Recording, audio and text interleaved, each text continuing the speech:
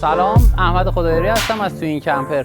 این بار با مونگار شو با شما هستیم. اسمی که مالک این خودرو براش انتخاب کرده به معنی شب مهتابی. بریم ببینیم بیرون و داخل این خودرو چه امکاناتی نصب شده. بریم اول امکانات بیرونیشو داشته باشیم، بعدم بریم سراغ تجهیزات داخلیش. با من باشید. یه سری اکسسوری بیرون این ماشین نصب شده که لوازم بدنه هستن، مثل نردبون و باربند و باکسایی که روی سقف کار شدن، کولر بیرونی و سولار پنل‌های روی باربند که حالا میریم بالا میبینیمشون. از طریق این نردبون که سعی شده حالا به طور خاصی کار بشه، از این دندونه‌های لب پله که برای سر خوردن، جلوگیری از سر خوردن روی این کار شده و دسترسی ما رو میده به بالای ماشین. وافل بورد هایی که این کنار نصب شده، بیل و تبر و 3 تا باکسی که روی سقف این ماشین هستن که میتونیم از داخلشون استفاده کنیم. البته از داخل ماشین هم بهشون دسترسی هست. در ادامه تو قسمت پشتی ماشین 2 تا باکس ما داریم با فرم خاص. حالا این فرمش هم زیبایی هست، هم علت فنی داره. این فرم این باکس بابت این هستش که اگر خواستیم داخلش بتونیم زاپاس رو هم قرار بدیم. این باکس ها به پایه‌های فابریکی و اصلی که برای این منظور در نظر گرفته شدن با بوش‌های تراشیده شده خاص این کار نصب شدن، از نظر محکمی و در واقع قدرتی که داشته باشن، لرزش اضافه نداشته باشن. روی همین باکس ریل دوچرخه داریم. اینجا ما کریر دوچرخه هستش که 3 تا دوچرخه رو به ما امکان میده که همراهمون داشته باشیم. هدف اصلی این باکس ها هم برای استفاده ما انباری کثیفمونه، مثل میز و صندلی و منقل و زغال و وسایلی که بیرون استفاده میشه اغلب و دلیلی نداره که بخواد بیاد توی ماشین. داخل این قسمت در پشت رو که باز میکنیم، یه پله اینجا ما برای استفاده داخل ماشین گذر اینجا ما در نظر گرفتیم که این پله علاوه بر این که فقط نقش پله رو داشته باشه، نقش در واقع استراکچر این هوک هستش برای یدک کشی کاروان. قسمت زیرش ورق 10 میل آهن با فرمبندی زیرش که از ساختاری که زیرش داره مقاومت خیلی بالایی بهش داده و به سر اصلی شاسی و جای فابریکی که برای منظور در نظر گرفته شده متصل شده و این قسمت پلیت آلومینیومی که روش اومده باز کمک میکنه که پا روی این پله سر نخوره. کنار اینا ما یه دونه اجاق گاز و سینک بیرونی داریم، به این صورت قابل استفاده است. برای شرایطی که به هر دلیل دوست داریم بیرون ماشین پخت پز داشته باشیم استفاده بکنیم. به این صورت هم جمع میشه و با این شاسیایی که داره داخل کیپ میشه که تو حرکت صدا و حرکت اضافه نداشته باشه. کنار این باکس رو ما باز داریم برای گذاشتن وسایل. قسمت باکس هایی که پشت این هست از داخل دسترسی داره و این قسمت که بخش تأسیسات و جداگونه توضیح مفصلی خودش داره که اونم بهش میپردازیم. بخش عقب ماشین کاملا بسته میشه با این توری که هست و این قسمت ها تلقایی که داریم ما اجازه نمیده پشه و جونه برای ریز در واقع وارد ماشین بشن. این هم از این قسمت. تا برسیم به امکانات اون طرف ماشین. تو این قسمت 3 تا دریچه داریم که هر کدومشون جهت استفاده خاصی در نظر گرفته شدن. اولی برق ورودی کاروانه. برق 220 ولت رو اینجا میتونیم به ماشین بدیم برای استفاده های 220 ولت ماشین جایی که برق وجود داشته باشه. اگه نباشه که از طریق اینورتر خود ماشین میتونیم برق 220 رو استفاده بکنیم.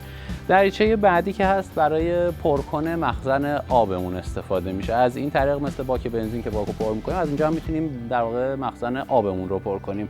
این قسمت هم هست که یه دوشی اینجا ما داریم، دوش در واقع بیرونی ماشینی که آب سرد و گرم قابل استفاده است از طریق این دوش. تو قسمت بالایی زیر سایه بود 2 تا کمپ لایت داریم ما که برای روشن کردن محل کمپمون تو مواقعی که هوا تاریک باشه استفاده میشه. از دیگر لوازمی که بیرون ماشین قابل استفاده است یه میزی هست که اینجا ما در نظر گرفتیم برای این منظور. یه میز خیلی مختصر دم دستی، میز فوری آماده و سیستم مدیا پلیری که برای کنار این میز در نظر گرفتیم که مستقل از سیستم صوتی و تصویری خودرو هست و با مانیتور داخلی که جداگونه مانیتور سقفی که در نظر گرفتیم با هم سینک هستن، با هم قابل استفاده هستن. این میز مستقل نور خودشو داره، سیستم خودشو داره و تو ادامه بریم داخل مانیتور و سیستم صوتی داخل رو ببینیم و بقیه تجهیزاتی که توی خودرو هست. بفرمایید. خب داخل کمپر این قسمت ما آشپزخونه رو داریم. یه اجاق 2 شعله اینجا در نظر گرفتیم به علاوه سینکمون. سینک یه دری هم داره که ما میتونیم روش بذاریم و به عنوان تخته کار کنار این استفاده بکنیم. تو قسمت بالای آشپزخونه یه کنترل پنل هست که میتونیم یه سری اطلاعات رو مانیتور کنیم و دکمه‌هایی که برای خاموش روشن کردن ادوات داخل کمپر استفاده میشه. قسمت زیر اجاق گاز و سینک کابینت آشپزخونه‌مون رو داریم که 2 تا در این زیر هست و یه دونه کشو برای قاشق و چنگال و لوازم. یه میز کناری هم برای کمک آشپز در نظر گرفتیم که تو این قسمت قابل استفاده است. این آشپزخونه بود. حالا نشیمن هم نیاز داریم. بریم ببینیم نشیمنمون به چه صورتی است. تو این قسمت ما اومدیم صندلی راننده و شاگرد خودرو رو به صورت گردون نصب کردیم که امکان اضافه شدن به فضای نشیمن رو داشته باشه. یعنی اگر من اینجا هستم، نفر بعدی اینجا، این میز هم با پایه گردونش امکان اومدن میون این 2 نفر رو داره. البته این میز توی حالت دیگه هم باز میتونه استفاده بشه که برگرده سر جاش. موقعی که از این کاناپه داریم استفاده میکنیم و میز بزرگتر نیاز داریم، به این صورت میتونیم این میز رو داشته باشیم. این تیکه بعدی هم میاد و این 2 تا با هم جوین میشن.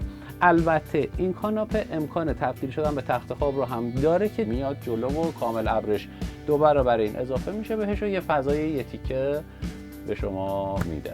توی ماشین حالا یه سری کلیدایی داریم که اینا رو برای شما میگم که ببینیم هر کدومشون کنترلای چن. تو قسمت بالای سر راننده و شاگرد تو این قسمت کلید خلبانی میگن. اینا برای کنترل کلیه چراغ‌های بیرونی کمپر هست. کمپ لایت جلو، کمپ لایت‌های کنار و عقب و لایت بارای جلو و کنار رو باز به همین ترتیب عقب. کلیه نورای بیرونی ماشین از این قسمت کنترل میشن. تو قسمت داخلی پنل‌های نورمون رو داریم که به صورت تاچ کم و زیاد میشن، قابل کنترل و اندازه مصرفمون میتونیم این نورا رو کم و زیاد کنیم. همینطور این چراغ‌های دکوراتیو که هستن باز خاموش و روشنشون به صورت تاچ و دیمری هست که نوراشون قابل کنترل میشه کم و زیادشون کرد. اینو بسته به نیازمون میتونیم اینا رو تغییر بدیم. توی این قسمت یه شارژر USB فست شارژ داریم که کلید آن آف داره و ولتاژ باتری رو هم به ما همینجا نشون میده. و چراغ دیگه ای که داریم، یه دونه چراغ پشت کاناپه داریم که هم برای زیبایی هست، هم توی شرایطی نور قشنگی میده. موقع استراحت میشه که اگر بخوایم کم نور استراحت کنیم تو ماشین میتونیم از این نورا استفاده بکنیم. تو این قسمت 2 تا پنجره 2 جداره ما داریم تو 2 طرف برای تهویه پنجرهایی که بادشو قابل استفاده است و پرده داره، جداگونه پرده و پشه‌بندش قابل استفاده هستن. تو این قسمت کابینت‌های هوایی رو داریم که تو هر 2 طرف ماشین تا انتها این کابینت‌ها هستن و قابل استفاده هستن و به خاطر این فرمی که دارن سعی کردیم یه جوری کار کنیم که سرگیر نباشن و فضا رو خفه نکنن. وقتی ایستادیم فضای دلبازتری دورمون داشته باشیم. توی این قسمت کنار چراغ‌ها ما آویزهایی رو داریم که باز به صورت تاشوان، یعنی موقعی که استفادهشون نداریم مزاحمی برای فضای ما نباشن. تو قسمت وسط سقف همونطور که می‌بینین کولر درجا رو ما داریم که برای استفاده تو کمپ سایت فوق‌العاده کولر عالی هستش. تو قسمت مقابل کنار همین کولر مانیتوری رو داریم که برای استفاده داخلی ماشین اینجا قابل استفاده هست. تو این قسمت کمد لباس رو داریم برای لباس و چتر اینجا رو در نظر گرفتیم. همونطور که می‌بینید اینجا هم یه آویزی هست که میشه لباس آویزون کرد و حالت چوب لباسی هم میتونیم روی این داشته باشیم به خاطر عرض زیادش. لباسایی که اتو شدن رو اینجا نگهداری کنیم. این کارتی هم که اینجا می‌بینین چسبونده شده از طرف اداره سازمان ملی استاندارد ایران به این ماشین داده شده که بعداً مفصل در موردش صحبت می‌کنیم. اما سرویس بهداشتی تو این قسمت حالا خلاصه بگم دوش سقفی رو داریم، نورمون هست و کلیدهایی که نورها رو خاموش و روشن میکنن، آینه و سیستم لوله کشی که تو کار اجرا شده تماما، کابینت ضد آب مشخصا برای این کار، کف هموم لگن بیسش استیل کار شده و روی اون کورین اومده و یه دریچه کمبی هم اینجا داریم که برای گرم کردن هوای داخل هموم استفاده میشه. در ادامه لوازم آشپزخونه که توضیح دادیم تو این قسمت ماکروفر و یخچال رو هم داریم. قسمت بعدی میشه قسمت اتاق خواب در واقع. بریم ببینیم که اتاق خواب به چه صورتی هست. اینجا بخش خواب در واقع اول این ماشین هست که تو این قسمت ما خب یه تلویزیون براش در نظر گرفتیم. تو این قسمت کنترل کمبیمون هستش که کمبی دیزل همون آب گرم کن و بخاری در جایی هست که با دیزل و با برق میتونه کار کنه که تو جزئیات باز نحوه کار کرده اینا رو هم براتون تو بخش فنی توضیح خواهم داد. از این قسمت بیایم بالا. تو اینجا ما یه سانروف دریچه بازشو داریم که باز پرده و پشه بند داره و این دریچه کامل باز میشه. از اینجا دسترسی به باکس های سقفی هم داریم. تو این قسمت از اینجا که بگذریم 2 تا پنجره هواکش هم باز توی دیوارها تو طرفین این سمت و این سمت ما داریم که قابل استفاده است و تغییر وضعیتی که اینجا برای ما انجام میشه اینه که با جمع شدن این ابریها و دوشک از وسط تبدیل میشه به نشیمن 4 نفره. اینجا این ابرها میرن کنار به این صورت. این تخته ها هم میرن تخته های اضافی تخته اون هستن میرن زیر تخت و اینجا تبدیل میشه برای ما به یه نشیمن. به این صورت نشیمن میشه و این میز ارتفاعش قابل تنظیم هست. به این صورت با یه اهرم میز میاد بالا تو هر ارتفاعی که نیاز باشه که برای تخت شدن باید تا انتها این میز بره پایین که این تخت بتونه روی این برقرار بشه و این به این صورت دستگیر کنارش و دریچه روی اون هم قرار میگیره سر جاش. اما دوستان در مورد مباحث فنی این ماشین که برق و ظرفیت‌های باتری و حجم آبش و اینا خواسته بودن بدونن دوستان، حدود 180 لیتر ظرفیت مخزن آب پاک این ماشین هست با مخزن‌های استیل. مخزن‌های فاضل آبمون هم استیل کار شده. حدود 50 لیتر مخزن سیاه و حدود 70 لیتر مخزن خاکستری داره این ماشین. باتری های سیل اسید توی این ماشین در نظر گرفته شده. باتری اضافه بر باتری خودرو که 200 آمپر باتری سیل اسید در نظر گرفته شده با حدود 300 وات پنل سولار داره شارژ میشه. البته غیر از پنل سولار با سیستم با دینام خودرو هم به صورت اتومات شارژ میشه که زمانی که ماشین روشن میشه به محض تشخیص اینکه باتریای ماشین ظرفیت خودش اوکی هست باتری رو به قسمت کاروان هم انتقال میده که تو این لحظه به صورت اتومات مجدد سولار قطع میشه و دینام چون قوی تره دینام شروع میکنه به شارژ کردن باتری ها. از نظر فیوز بندی سعی کردیم تمام مسائل رعایت بشه از نظر سایز بندی فیوزها و تعداد فیوزها که برای هر قسمتی طبق نقشه برقی که داریم فیوز بندی انجام شده. فیوزهای آمپر بالای اصلی و فیوزهای فرعی که برای هر قسمتی جداگونه در نظر گرفته شده.